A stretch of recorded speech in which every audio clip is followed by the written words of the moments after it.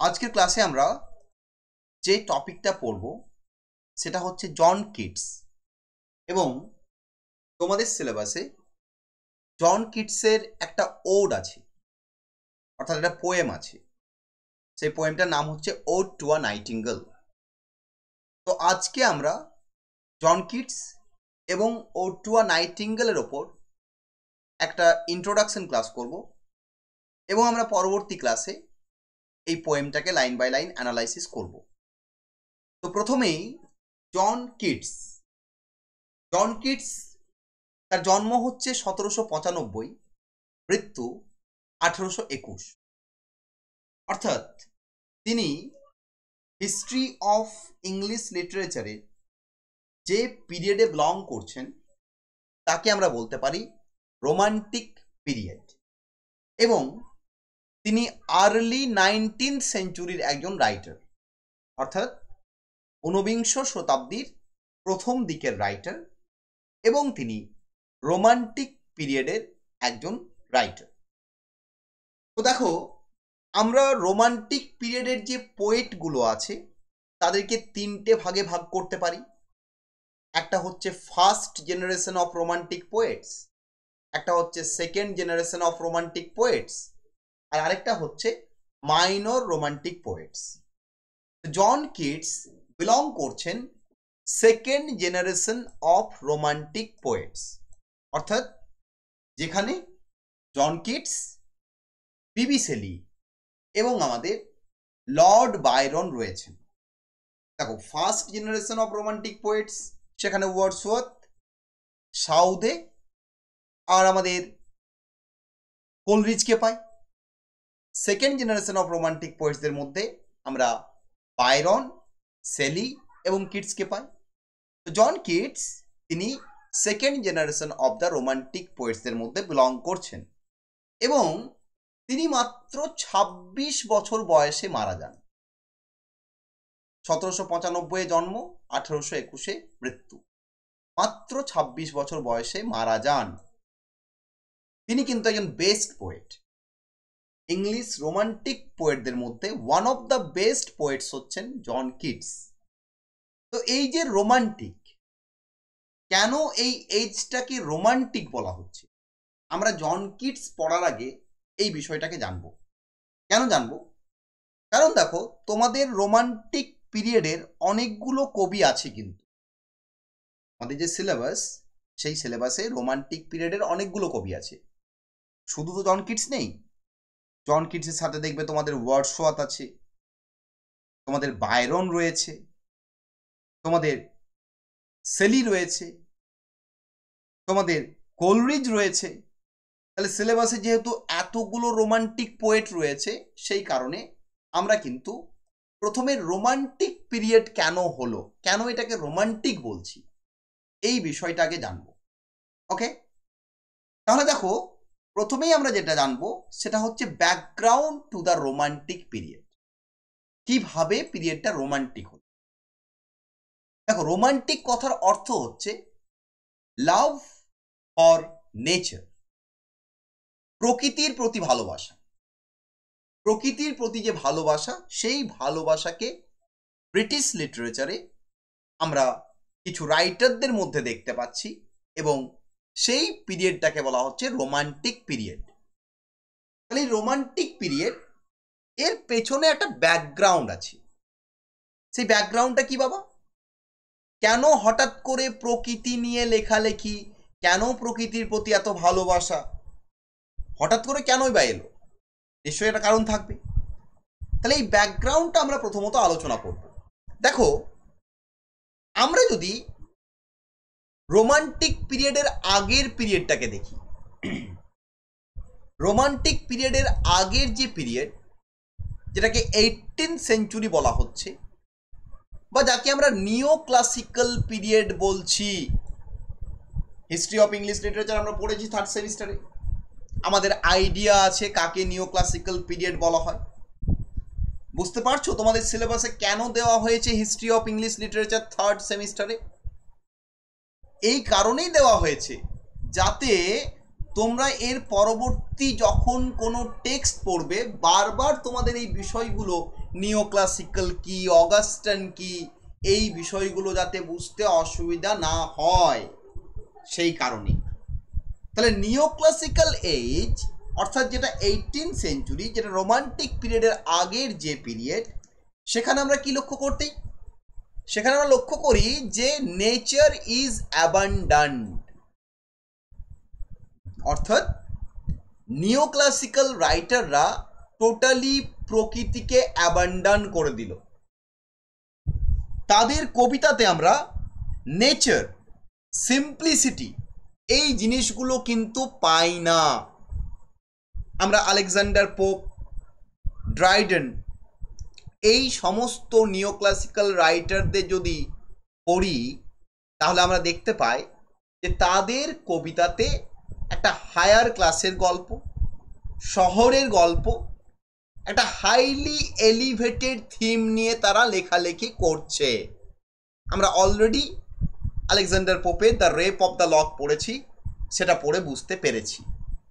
তাহলে nature, simplicity, সাধারণ মানুষের গল্প এইসব অ্যাবান্ডান্ট হয়ে গেল, তাই তো। লাস্ট আমরা যদি হিস্ট্রি অফ ইংলিশ লিটারেচার দেখি তাহলে আমরা নেচার সম্পর্কে আলোচনা পেয়েছি সেই এলিজাবেথান পিরিয়ডে।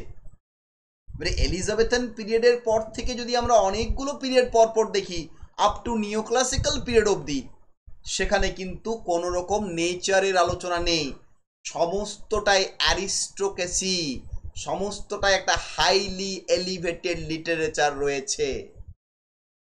তাহলে সেটা হঠাৎ করে পরিবর্তন হতে শুরু করলো নিও ক্লাসিক্যাল এবং রোমান্টিক পিরিয়ডের মাঝামাঝি সময়ে।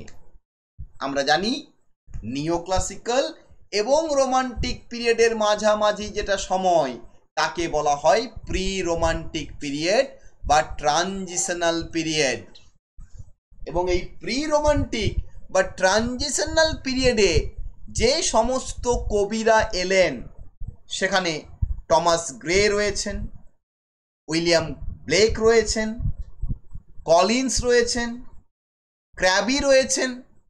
এনারা কি করলেন, এনারা এই যে নিও ক্লাসিসিজম থেকে কবিতাকে পরিবর্তন করলেন, অর্থাৎ দীর্ঘদিন ধরে ওই হাইলি এলিভেটেড লেখালেখি হচ্ছে, দীর্ঘদিন ধরে নেচারকে অ্যাবান্ডান করে দেওয়া হচ্ছে। এই ট্রানজিশনাল পোয়েটরা বা প্রি রোমান্টিক পোয়েটরা সেখানে পরিবর্তন নিয়ে এলেন, অর্থাৎ রোমান্টিক যুগের যে হাওয়া, যে আগুন, সেই আগুনটাকে জ্বালিয়ে দিলেন কারা, এই ট্রানজিশনাল পোয়েটসরা বা প্রি রোমান্টিক পোয়েটসরা। ব্যাস, রোমান্টিক পিরিয়ডের আগুন তো জ্বলে গেল, অর্থাৎ ট্রানজিশনাল পোয়েটসরা সূচনাটা করে দিলেন। এবং এনাদের হাত ধরে পরবর্তী ক্ষেত্রে আমরা রোমান্টিক পোয়েটদের আগমন দেখতে পেলাম। এছাড়া ইংল্যান্ডে হলো ইন্ডাস্ট্রিয়াল রেভলিউশন, শিল্প বিপ্লব, 1760 থেকে 1820। এই যে শিল্প বিপ্লব, শিল্প বিপ্লব কি নিয়ে এলো বাবা?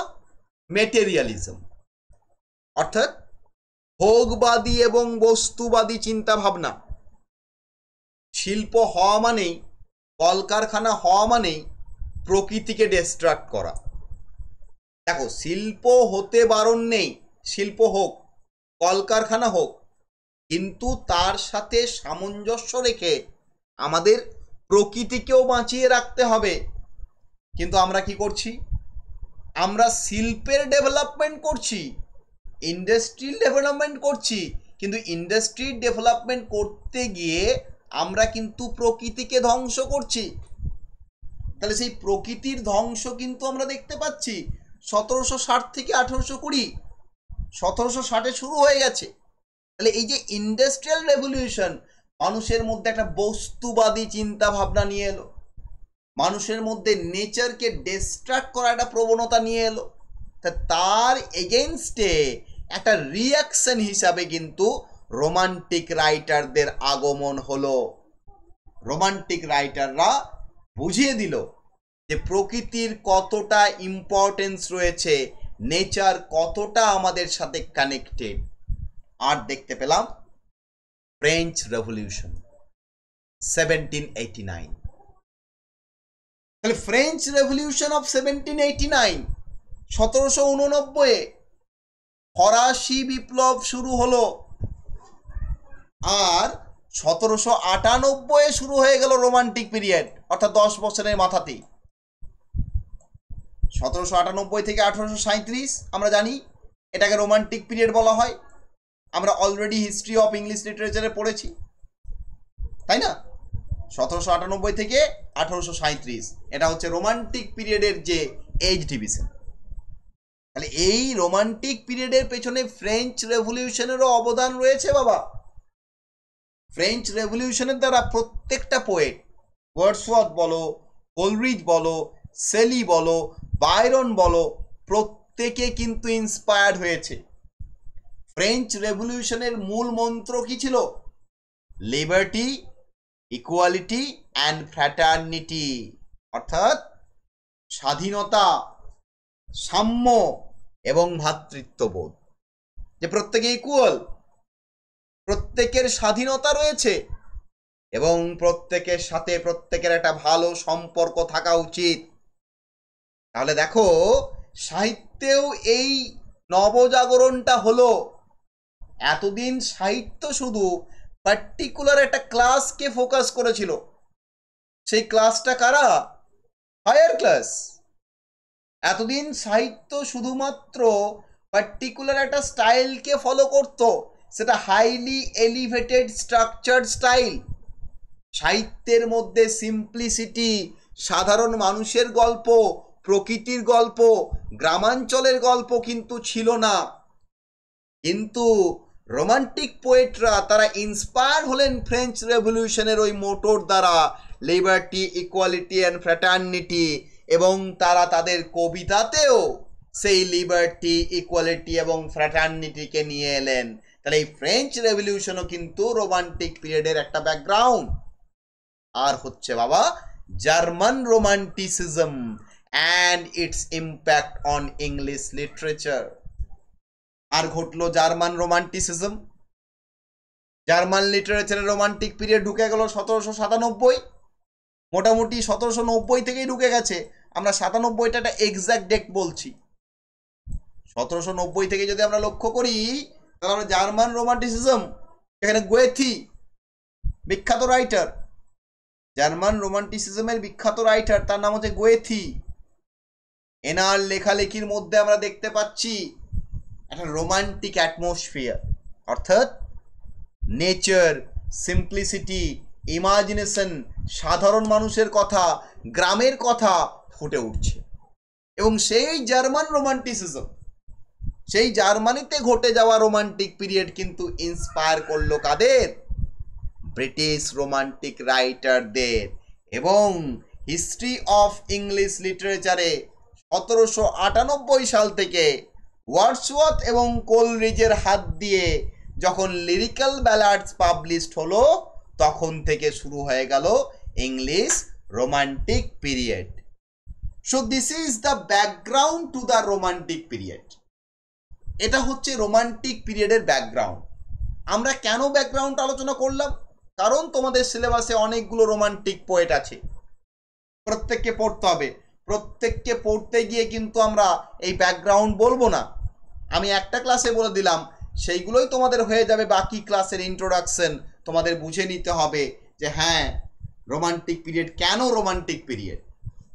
এরপর এই যে রাইটাররা এলো 1798 থেকে 1837, তারা তাদের কবিতায় কি করলো? নেচারকে তুলে ধরলো। তারা তাদের কবিতায় সিম্পলিসিটি লিখলো, সিম্পল থিমস নিয়ে, গ্রামের গল্প নিয়ে। তারা তাদের কবিতাতে একটা সাধারণ, সহজ, সরল, গ্রাম্য, প্রাকৃতিক পরিবেশকে তুলে ধরতে শুরু করলো। সেই কারণে তো তারা romantic. So this is the background to the romantic period. এরপর দেখো যেহেতু রোমান্টিক পিরিয়ড, সেই রোমান্টিক পিরিয়ডের তো কিছু ফিচার্স তো রয়েছে বাবা, প্রত্যেকটা পিরিয়ডের ফিচার্স আছে। আমি তোমাদের যখন থার্ড সেমিস্টারে হিস্ট্রি অফ ইংলিশ লিটারেচার পড়িয়েছি, আমি দেখবে প্রত্যেকটা পিরিয়ডের ক্যারেক্টারিস্টিক্সগুলো বুঝিয়েছি। তাহলে এই পিরিয়ডেরও কিছু ক্যারেক্টারিস্টিক্স বা ফিচার্স কিন্তু আছে। কি কি ফিচার্স খাতার মধ্যে লিখতে পারো।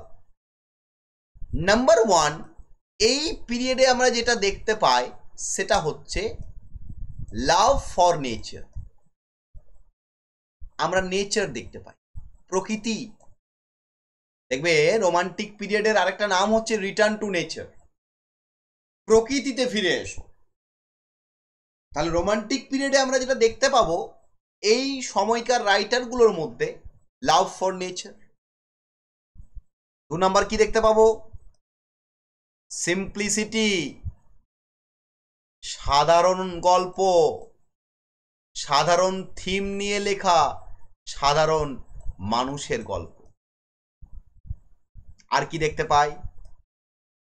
আর দেখতে পাই ইমাজিনেশন, অর্থাৎ কাল্পনিক জগতের কথা, কল্পনার কথা। ইমাজিনেশনও কিন্তু প্রত্যেকটা রোমান্টিক পোয়েটের মধ্যে রয়েছে। আর দেখতে পাই love for the past, love for the past, অতীতের প্রতি ভালোবাসা, বা লাভ ফর দ্য ওল্ড, যেটা পুরনো সময়, যাকে আমরা ওল্ড টাইমস বলে থাকি, তার প্রতি কিন্তু ভালোবাসা। আর কি দেখতে পাই? রাস্টিক এলিমেন্টস, রাস্টিক এলিমেন্টস অর্থাৎ গ্রাম্য কথা, গ্রামের মানুষের কথা, গ্রামের মানুষদের জীবনযাপনের কথা। এছাড়া আরো অনেক বৈশিষ্ট্য আছে, বাট এই 5টা বৈশিষ্ট্য কিন্তু আমরা পাবোই। যে কোনো রোমান্টিক রাইটার পড়ি, সে কিটস হতে পারে, সেলি হতে পারে, ওয়ার্ডসওয়ার্থ হতে পারে, যেই হতে পারে, তাদের মধ্যে এই 5টা বিষয় পাবো। প্রকৃতি, প্রকৃতি মানে বুঝতেই পারছো, গাছপালা, নদী, নালা, জন্তু, জানোয়ার যা রয়েছে প্রকৃতিতে সবকিছু প্রকৃতি। সিম্পলিসিটি মানে সাধারণ বিষয়, সাধারণ ল্যাঙ্গুয়েজ। ইমাজিনেশন মানে কাল্পনিক জগৎ, কল্পনার জগৎ। পাস্ট মানে পুরনো সময়, ওল্ড টাইমস। রাস্টিক এলিমেন্টস মানে গ্রাম্য কথা, গ্রামের মানুষের কথা। এই বিষয়গুলো কিন্তু আমরা প্রত্যেকটা রোমান্টিক পিরিয়ডের মধ্যে দেখতে পাই।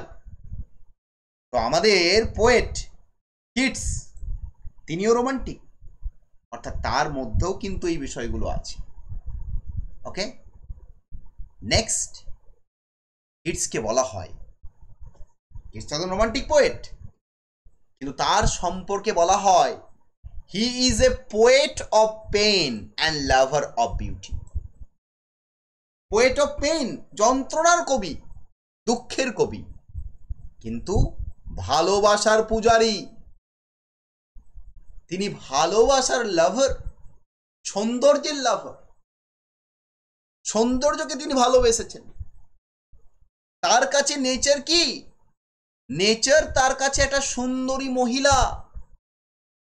তিনি প্রকৃতিকে সুন্দরী মহিলার মতো ভালোবাসতেন, প্রকৃতি তার প্রেমিকা। কিটসকে বলা হয় লাভার অফ বিউটি বা লাভার অফ নেচার, এবং he is the poet of pain, দুঃখের কবি। বাংলায় বলা হয় না সুকান্ত ভট্টাচার্যকে, সুকান্ত ভট্টাচার্য তাকিয়ে দেখো, উনিও 21 বছর বয়সে মারা গেছেন। সুকান্ত ভট্টাচার্যকে বলা হয় দুঃখের কবি। কাজী নজরুল ইসলামকেও বলা হয়, বাট কাজী নজরুল ইসলামকে বিদ্রোহী কবিতা বলাটাই বেটার। কাজী নজরুল ইসলাম তার কবিতার মধ্যে বিদ্রোহ করেছিলেন ব্রিটিশ রাজের এগেনস্টে, তিনি বিদ্রোহী কবি। কিন্তু সুকান্ত ভট্টাচার্যকে বাংলা লিটারেচারে কি বলা হয়? দুঃখের কবি। ঠিক সেই রকমই কিটসকে বলা হয় দুঃখের কবি, কিন্তু ভালোবাসার পূজারী। প্রকৃতিকে তিনি ভালোবাসতেন, নেচার তার কাছে সুন্দর একজন লেডি, বিউটিফুল লেডি হিসাবে প্রেজেন্ট হয়েছে। দেখো প্রত্যেকটা রোমান্টিক পোয়েটের কাছে কিন্তু নেচারের রিপ্রেজেন্টেশন বাবা আলাদা। আমরা কিডস পড়লে একরকম পাবো, আমরা আবার যখন ওয়ার্ডসওয়ার্থ পড়বো, ওয়ার্ডসওয়ার্থের কাছে nature is a living being. Nature যেন জ্যান্ত একটা বস্তু, নেচার যেন একজন গডেস।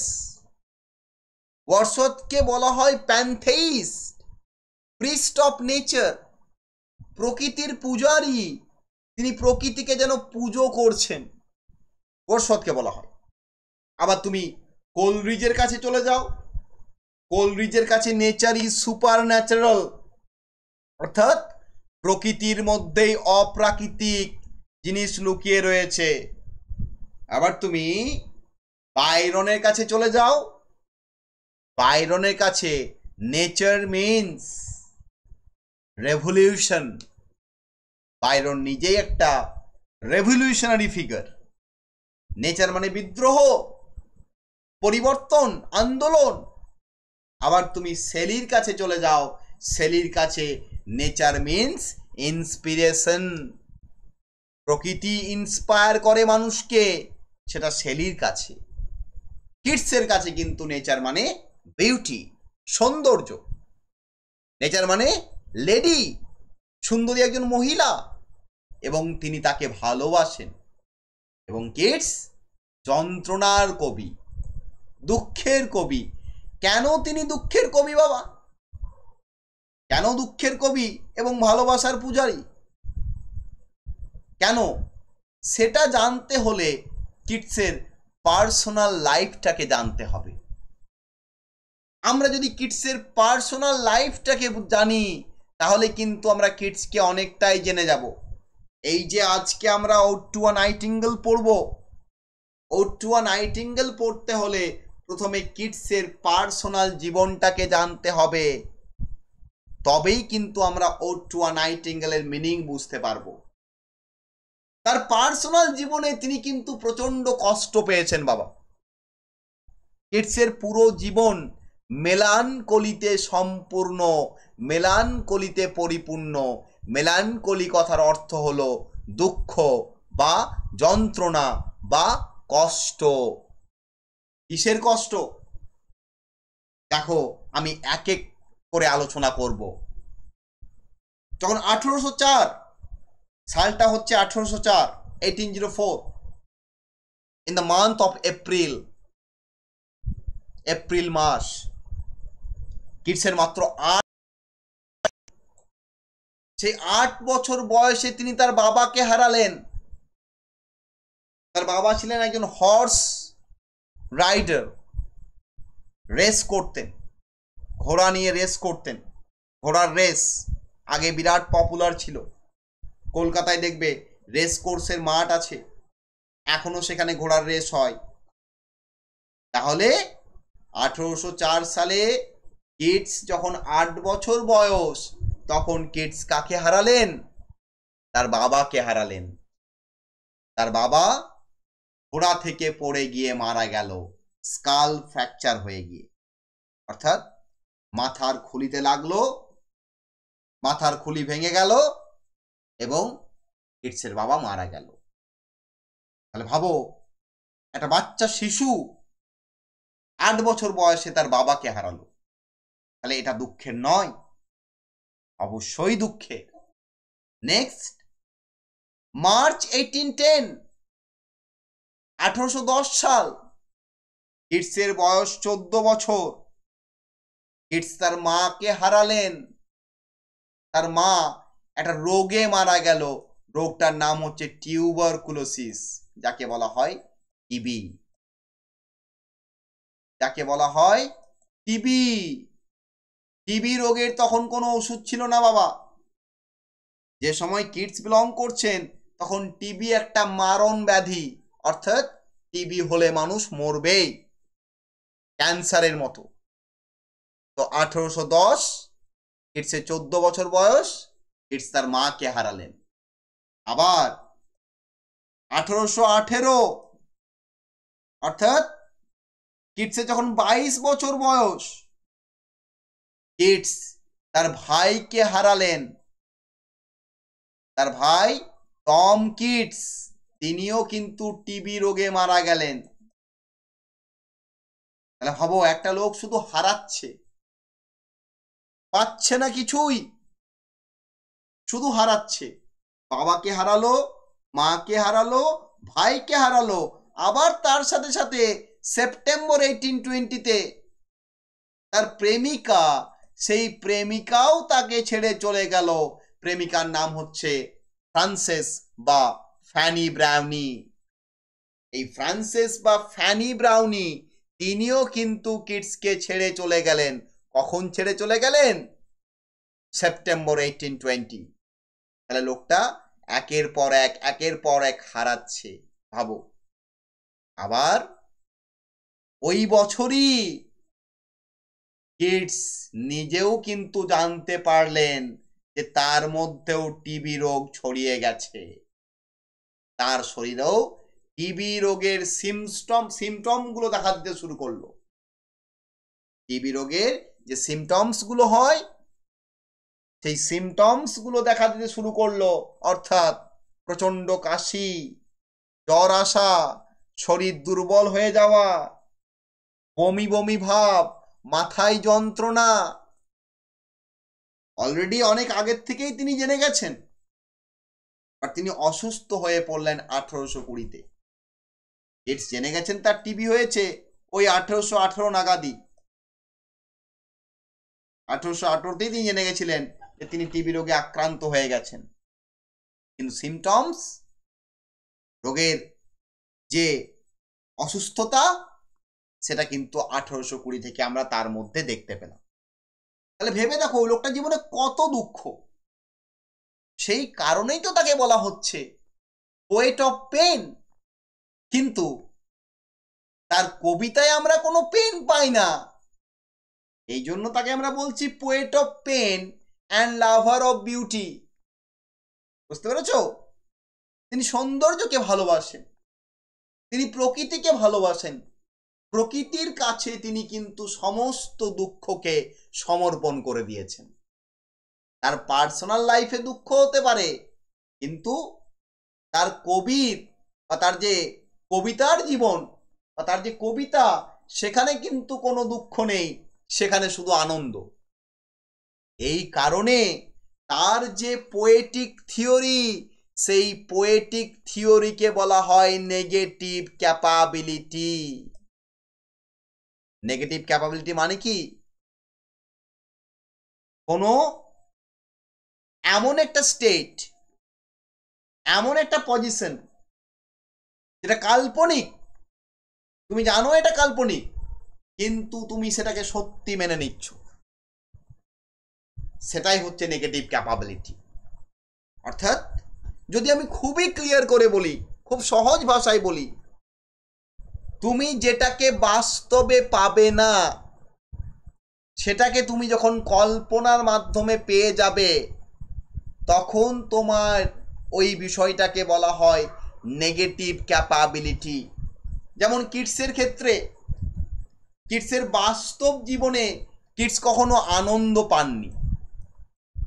কিটস তার বাস্তব জীবনে কখনোই কিন্তু আনন্দ পাননি, কখনোই তিনি হ্যাপি হননি। কিন্তু তার কবিতাগুলো দেখো, ফুল অফ হ্যাপিনেস। কবিতাগুলোতে হ্যাপিনেসে পরিপূর্ণ। তাহলে ভাবো, লোকটা বাস্তব জীবনে অনলি স্যাডনেস পেয়েছে, অনলি মেলানকলি পেয়েছে, কিন্তু কবিতার জীবনে শুধু আনন্দ। তাহলে এই বিষয়টাকেই নেগেটিভ ক্যাপাবিলিটি বলা হয়। তোমার কাছে যেটা বাস্তবে নেগেটিভ, সেটাকে তুমি ইমাজিনারি ওয়ার্ল্ডে, কাল্পনিক জগতে, সেটাকে তুমি ক্যাপাবল করে নিচ্ছ, সেই নেগেটিভটাকে পজিটিভ বানিয়ে নিচ্ছ। That is negative capability. আমি নেগেটিভ ক্যাপাবিলিটি বললে একটা এক্সাম্পল দিই, রবি ঠাকুরের এক্সাম্পল। রবি ঠাকুরের ছোটবেলায় একটা কবিতা পড়েছ, আমরা চাষ করি আনন্দে, মাঠে মাঠে বেলা কাটে, সকাল হতে সন্ধে। মনে করে দেখো, ওই যে আমরা চাষ করি আনন্দে, মাঠে মাঠে বেলা কাটে, সকাল হতে সন্ধে, ওটা কিন্তু নেগেটিভ ক্যাপাবিলিটি। কেন? কারণ রবি ঠাকুর নিজে একজন জমিদার বাড়ির ছেলে, তিনি কখনোই মাঠে নেমে চাষ করতে পারবেন না। অর্থাৎ বাস্তব জীবনে তিনি চাষ করার যে আনন্দ মাঠে নেমে, সেটা কিন্তু কখনোই উপভোগ করতে পারবেন না।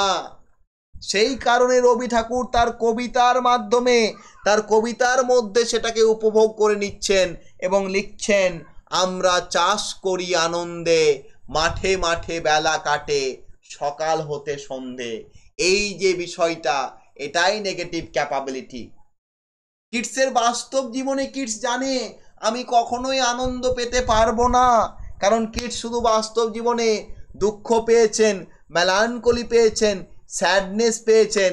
কিন্তু যখনই আমরা কিডসের কোনো কবিতা পড়ব, যখন আমরা এই ওড টু আ নাইটিঙ্গেল পড়ব, দেখবে সেখানে দুঃখের কোনো চিহ্ন মাত্র নেই, শুধু আনন্দ, শুধু আনন্দ আর শুধু আনন্দ।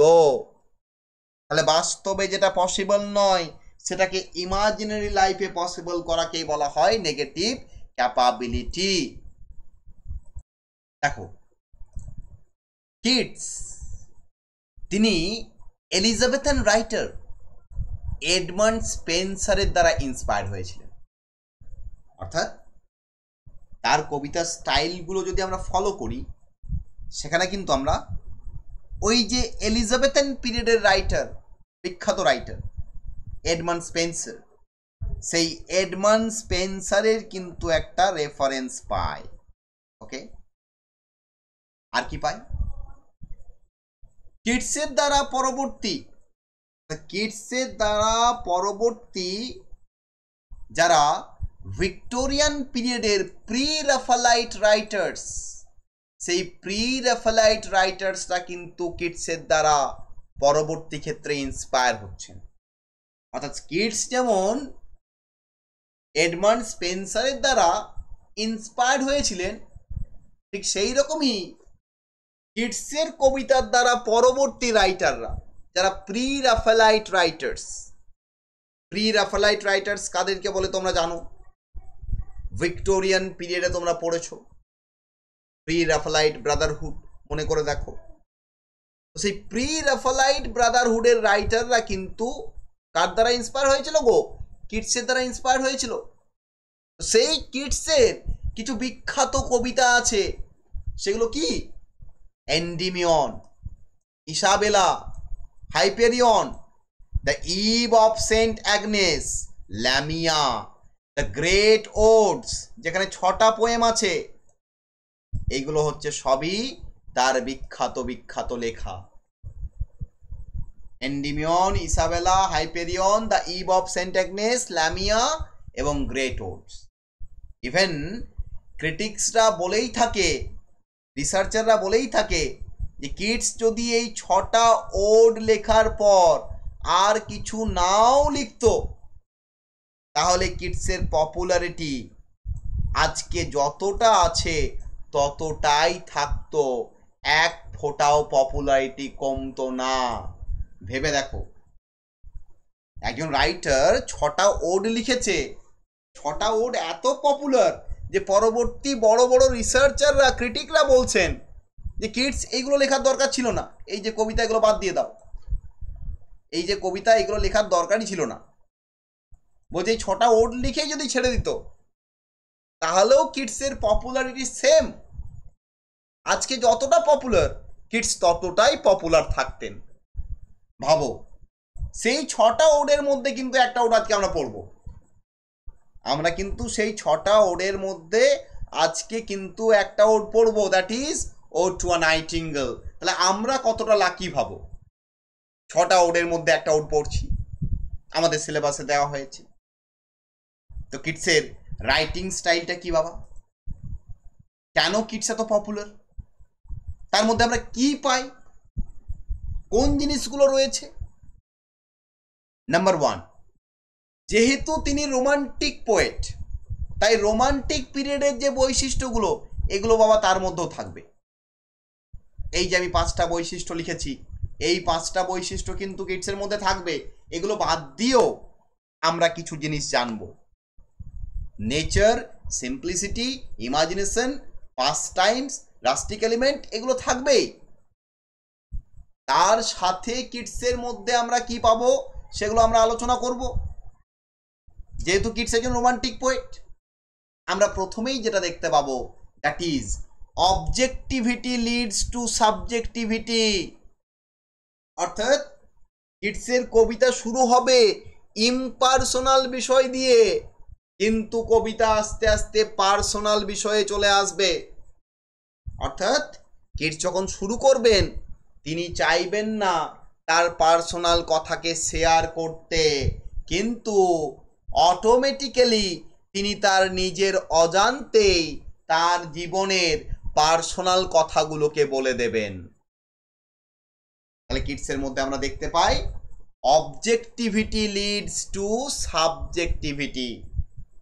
অর্থাৎ কবিতা শুরু হলো অবজেক্টিভ ওয়েতে, কবিতা শুরু হলো ইমপার্সোনাল ওয়েতে, কিন্তু কবিতা যখন শেষ হচ্ছে তখন দেখব কিডস নিজের কথা বলছেন। রোমান্টিক পিরিয়ডে সাবজেক্টিভিটি একটা কোয়ালিটি বাবা, রোমান্টিক পোয়েটরা নিজের কথাই বলতেন। নেক্সট, কিডসের যে ল্যাঙ্গুয়েজ, সেই ল্যাঙ্গুয়েজটা কেমন? সেন্সুয়াস অ্যান্ড ইমাজিনেটিভ। অর্থাৎ কিডসের ল্যাঙ্গুয়েজ তুমি যখন পড়বে তুমি 5টা সেন্স দিয়ে ফিল করতে পারবে। 5টা সেন্স কি গো? চক্ষু, কর্ণ, নাসিকা, জিহ্বা, ত্বক। তুমি এই 5টা সেন্স দিয়ে কবিতাটাকে ফিল করতে পারবে। তুমি চোখে দেখতে পাবে, কানে শুনতে পাবে, স্পর্শ করতে পারবে, তুমি স্মেল পাবে, তুমি টেস্টও পাবে। আমরা নাইটিঙ্গেল যখন পড়বো দেখবে আমরা এই 5টা সেন্সকেই উপভোগ করতে পারবো। আর কি দেখতে পাই কিডসের মধ্যে? মিউজিক্যালিটি অ্যান্ড রিদম। তার কবিতার মধ্যে একটা মিউজিক থাকবে, একটা রিদম থাকবে, তার কবিতাগুলো একটা ছন্দে চলবে, গানের মতো চলবে।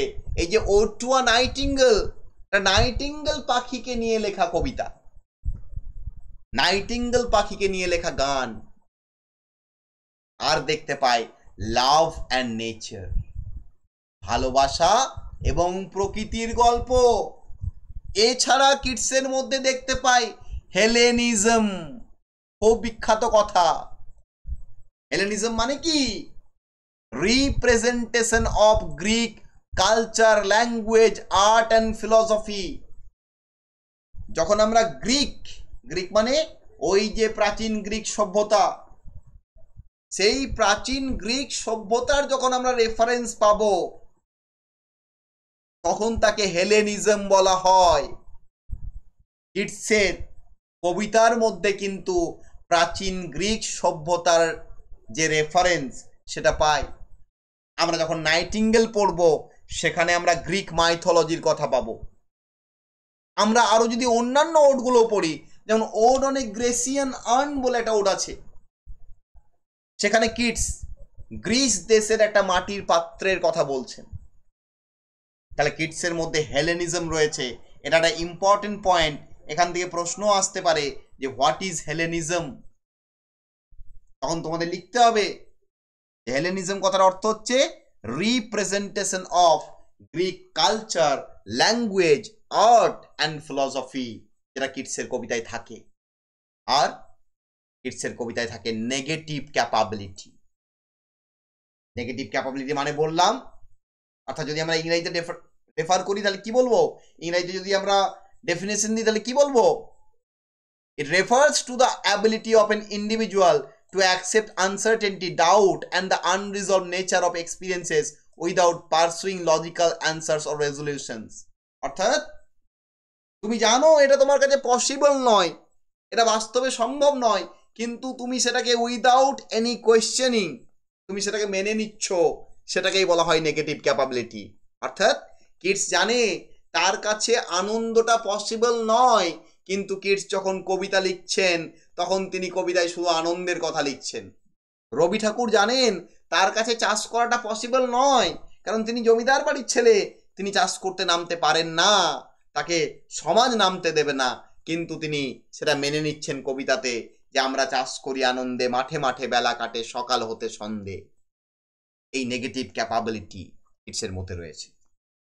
সো এইগুলো হচ্ছে কিডস সম্পর্কে কয়েকটা কথা। এরপর আমরা ওই যে কিডসের 6টা ওড, যে 6টা ওডের কথা আমি এখানে বললাম, যেটাকে নিয়ে বললাম যে ক্রিটিকরা বলেছে এই 6টা ওড লেখার পর আর কিছু না লিখলেও দরকার ছিল না, সেই 6টা ওডকে জানবো। সেই 6টা ওড কি কি? প্রথম ওডের নাম হচ্ছে ওড টু সাইকি, 2 নাম্বার হচ্ছে ওড অন এ গ্রেসিয়ানান, তাহলে 1 number ode to Psyche, 2 number হচ্ছে ode on a Grecian urn, 3 number ode on indolence, 4 number ode on melancholy, 5 number ode to a nightingale, আর 6 নাম্বার টু অটম। এই 6টা হচ্ছে বিখ্যাত ode, যেগুলো নিয়ে বিখ্যাত বিখ্যাত রিসার্চাররা, ক্রিটিকরা রিসার্চ করেছেন, এবং রিসার্চ করে তারা বলেছেন যে কিডস যদি এই 6টা ওড লিখে আর কিছু নাও লিখতো, তাহলে কিডস যতটা পপুলার রয়েছেন ততটাই পপুলার থাকতেন। এই 6টা ওডের মধ্যে প্রথম 5টা ওড লেখা হয়েছিল স্প্রিং 1819, অর্থাৎ 1819 সালে লিখেছেন তিনি। 6টা ওডই তিনি লিখেছেন 1819 সালে, ওই 1 বছরই। কিন্তু প্রথম 5টাকে তিনি লিখেছেন মে মাসে। মে মাস মানে বুঝতেই পারছো, বসন্তকাল। এই কারণে প্রথম 5টা ওডকে স্প্রিং ওড বলা হয়, অর্থাৎ ode to Psyche, ode on a Grecian urn, ode on indolence, ode on melancholy এবং ওড টু আ নাইটিঙ্গেল। এই যে 5টা ওড রয়েছে, এই 5টা ওডকে স্প্রিং ওড বা মে ওড বলা হয়। এগুলো লেখা হয়েছিল স্প্রিং 1819-এ।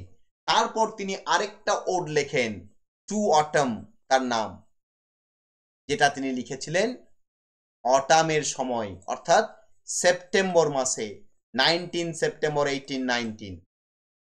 পরবর্তী ক্ষেত্রে ক্রিটিকরা এই 6টা কবিতাকে একসাথে অ্যাড করে বলেছেন যে এগুলো হচ্ছে 6 great odes by John kids.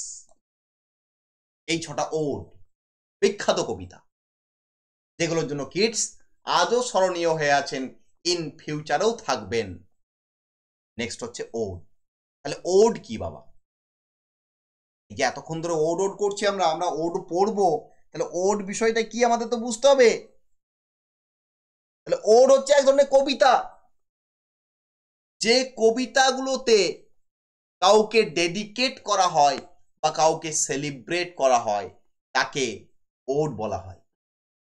এবং যে কবিতাগুলোর পার্টিকুলার একটা ইন্টেনশন থাকে, একটা পার্টিকুলার রিজন থাকে, স্পেসিফিক ইন্টেনশন নিয়ে লেখা হয়, সেগুলোকে ওড বলা হয়।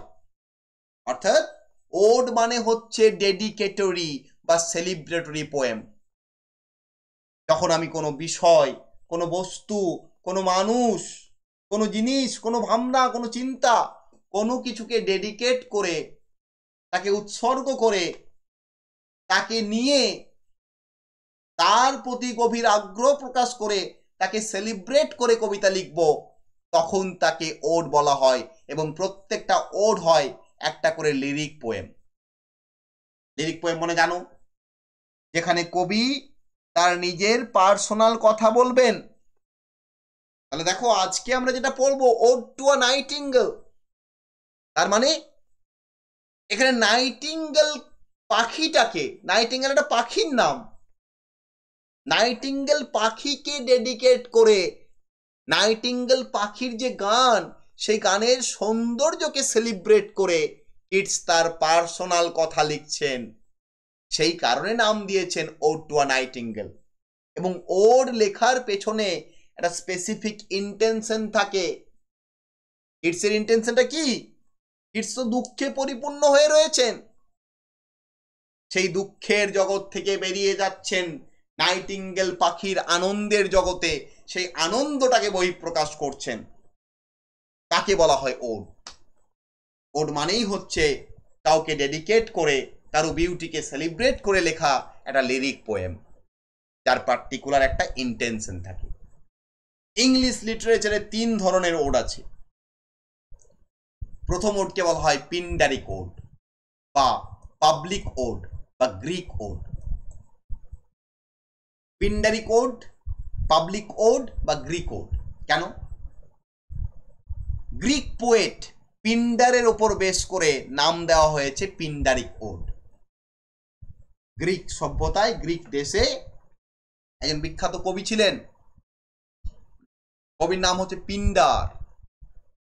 সেই পিন্ডারের নামের ওপর বেশ করে নাম রাখা হয়েছে পিন্ডারিক ওড। বুঝতে পেরেছো? এবং এগুলো পাবলিক ওড। কেন পাবলিক ওড?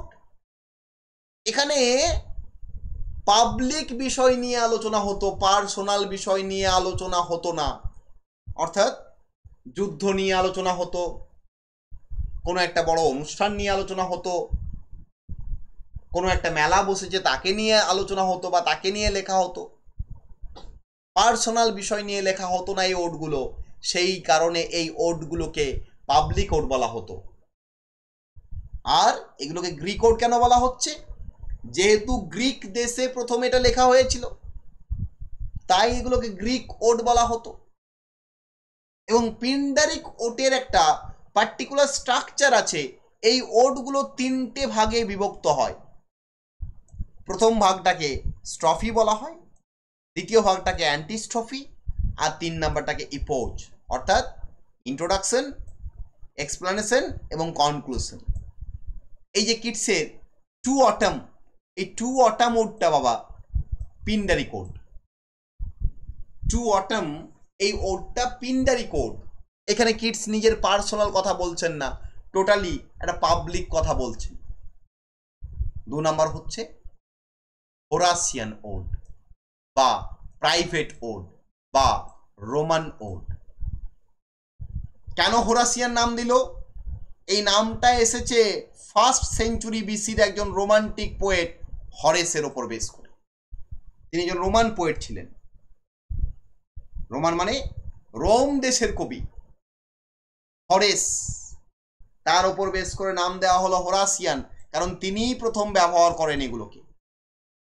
তিনি যেহেতু রোমান পোয়েট ছিলেন তাই রোমান ওড। আর তিনি যেহেতু প্রাইভেট বিষয় নিয়ে লিখতেন, পার্সোনাল বিষয় নিয়ে আলোচনা করতেন, সেই কারণে তার ওডগুলোকে প্রাইভেট ওড বলা হয়। তাহলে 2 রকম ওডের কথা জানলাম। আর আরেকটা ওড হচ্ছে ইররেগুলার ওড। ইররেগুলার মানে কি বাবা? যেগুলো না পিন্ডারিক না হোরাসিয়ান, অর্থাৎ এগুলো মিক্সচার। জন কিডস যে ওডগুলো লিখেছেন বাবা, ম্যাক্সিমাম ওড হচ্ছে ইররেগুলার ওডস। তিনি হোরাসিয়ান স্টাইলটাকে নিয়েছেন কিছুটা, কিন্তু তার ওডগুলো হচ্ছে সবই ইররেগুলার ওড। শুধুমাত্র ওই যে একটা ওড আমরা বলতে পারি পিন্ডারিক, দ্যাট ইজ টু অটাম। বাকি সব ওডগুলো তার ইররেগুলার ওড, অর্থাৎ সেখানে না হোরাসিয়ান না তুমি পিন্ডারিক, তুমি দুটো এলিমেন্টের মিক্সচার পাবে। তাহলে কিডসের ওডগুলো সবই ইররেগুলার ওড, কারণ কিডস পাবলিক বিষয়ে আলোচনা করছেন আবার প্রাইভেট বিষয়ে আলোচনা করছেন। কারণ কিডসের কবিতার বৈশিষ্ট্য হচ্ছে অবজেক্টিভিটি লিডস টু সাবজেক্টিভিটি, অর্থাৎ পাবলিক কথা বলতে বলতে পার্সোনাল কথা বলে দিচ্ছেন।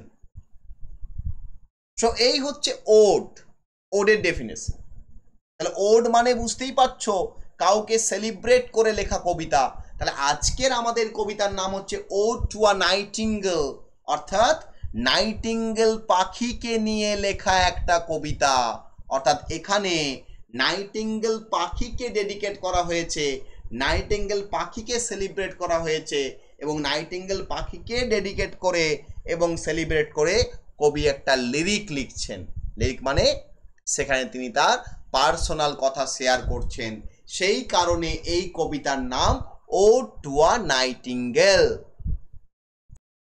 দেখো এই ওড টু আ নাইটিঙ্গেল এটা আমাদের সিলেবাসে আছে, তাহলে এটা সম্পর্ক ডিটেল জানবো। এই কবিতার লেখা হচ্ছে কখন বাবা? এটা লেখা হচ্ছে 26শে এপ্রিল এবং 18ই মের মাঝামাঝি 1819 সালে, কারণ 1819 সালেই তিনি ওটগুলো লিখেছেন, কিন্তু এক্স্যাক্ট টাইম আমরা বলতে পারবো না।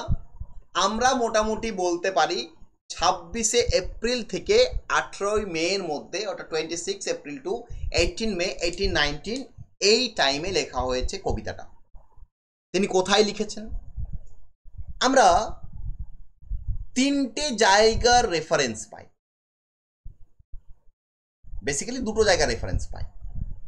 একটা হচ্ছে লন্ডনে হ্যামস্টিড বলে একটা জায়গা, সেখানে একটা পার্ক আছে, পার্ক মানে hotel plus park, restaurant plus park, তার নাম হচ্ছে স্প্যানিয়ার্ডস ইন। অনেকে বলে এই কবিতাটা এই স্প্যানিয়ার্ডস ইনের যে বাগান, সেই বাগানে বসে বসে কিটস লিখেছিলেন। অর্থাৎ কিটস ঘুরতে গেছিলেন একবার এই স্প্যানিয়ার্ডস ইনে। সেই স্প্যানিয়ার্ডস ইনটা কোথায় গো?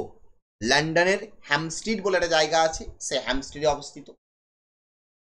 তো সেখানে কিটস ঘুরতে গেছিলেন এবং ঘুরতে গিয়ে তিনি বাগানে গিয়ে বসেছিলেন, এবং বাগানে বসে থাকতে থাকতে তিনি একটা পাখির গান শুনতে পান। সেই পাখির গান শুনে শুনে তিনি এই কবিতা লিখে দেন। আবার কিটসের বন্ধু যিনি এই কবিতাটাকে পাবলিশ করিয়েছিলেন, তার নাম চার্লস আর্মিটেজ ব্রাউন। তার নাম চার্লস আর্মিটেজ ব্রাউন, কিটসের বন্ধু। তিনি আবার কি বলছেন বাবা? তিনি বলছেন কিটস তার নিজের বাড়িতেই, তার বাড়ি কোথায়? হ্যামস্টিডে অবস্থিত। হ্যামস্টিডের ওয়েন্টওর্থ প্লেস, জায়গার নাম হচ্ছে ওয়েন্টওর্থ প্লেস, হ্যামস্টিডের ওয়েন্টওর্থ প্লেস। তার বাড়ির পেছনে যে বাগান আছে, সেই বাগানে একটা পাম গাছের তলায় বসে বসে লিখেছিলেন। পাম গাছ এক ধরনের ফলের গাছ, সেই পাম গাছের তলায় বসে বসে কিটস লিখেছিলেন এই কবিতাটা। কে বলছেন এটা? চার্লস আর্মিটেজ ব্রাউন, অর্থাৎ কিটসের বন্ধু, যিনি এই কবিতাটা পাবলিশ করিয়েছিলেন। কিটস তো এমন খামখেয়ালি মানুষ ছিলেন, তিনি কবিতা লিখতেন, তিনি কবিতাগুলো ফেলে দিতেন, জানো তো। এই যে ও টু আ নাইটিঙ্গেল, এত সুন্দর কবিতা তিনি লিখেছিলেন, লিখে তিনি ফেলে দিয়েছিলেন। তার পাবলিশ করার কোনো ইন্টেনশন ছিল না। এই চার্লস আর্মিটেজ ব্রাউন সেটাকে পাবলিশ করায়। তো চার্লস আর্মিটেজ ব্রাউনের মত অনুযায়ী কিটস তার নিজের বাড়ির বাগানে বসে বসে লিখেছেন। এটাকে আমরা সবচেয়ে বেশি প্রযোজ্য বলতে পারি, এটাকে আমরা সবচেয়ে বেশি অ্যাকসেপ্টেড ধরি। এছাড়া কিটস যে চিঠিগুলো পাঠিয়েছিলেন ফ্যানি ব্রাউনিকে, সেই চিঠি অনুযায়ী আমরা বলতে পারি যে এটা মে ডেতে লেখা হয়েছে। মে ডে, মে ডে মানে 1st of May, 1st of মে কে বলা হয় মে ডে। সেই চিঠিতে এই কবিতার ডেটটা মেনশন করা আছে এবং বলা হয় এটা মে ডে, অর্থাৎ মে দিবসের দিন লেখা হয়েছে, 1st of মে। তো তিন রকম আমরা মতামত পাই। তো আমরা মোটামুটি বলবো যে কবিতাটা লেখা হয়েছে হ্যামস্টিডে, একটা বাগানে বসে, এবং 25শে এপ্রিল থেকে 18ই মের মধ্যে 1819 সালে। Next, publication. কবিতাটা প্রথম পাবলিশড হলো কোথায় বাবা? একটা ম্যাগাজিনে। ম্যাগাজিনটার নাম হচ্ছে annals of the fine arts. এই ম্যাগাজিনে পাবলিশড হলো জুলাই 1819-এ, এবং এই ম্যাগাজিনের মধ্যেই কিটসের আরেকটা ode on a Grecian earn, সেটাও কিন্তু পাবলিশড হয়েছিল। তাহলে annals of the fine arts বলে একটা ম্যাগাজিনে জুলাই 1819 কবিতাটা পাবলিশড হলো। সেখানে কিটসের আরেকটা ওড অন এ গ্রেসিয়ান আর্নও কিন্তু পাবলিশড হয়। নেক্সট হচ্ছে স্ট্রাকচার অফ দ্য পোয়েম। কবিতার স্ট্রাকচার কেমন? টোটাল 80 লাইন আছে কবিতায়, টোটাল 80টা লাইন।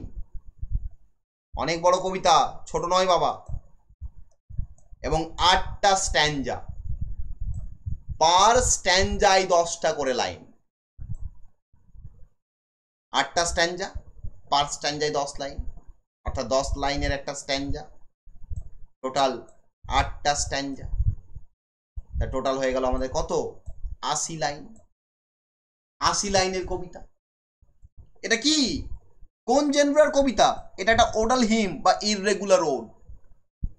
এটাকে আমরা ওডাল হিম বা ওড বা একটা ইররেগুলার ওড বলতে পারি, কারণ কিটস এখানে না হোরাসিয়ান না পিন্ডারি, তিনি নিজের মতো করে লিখেছেন। Next, rhyme scheme. Rhyme scheme কি বাবা? এই যে 10টা লাইন আছে, এই 10টা লাইনে কোন প্যাটার্ন?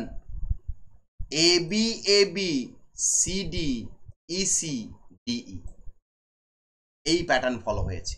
অর্থাৎ দেখো 10টা লাইন, 1 2 3 4 5 6 7 8 9 10, এটা হচ্ছে রাইম স্কিম।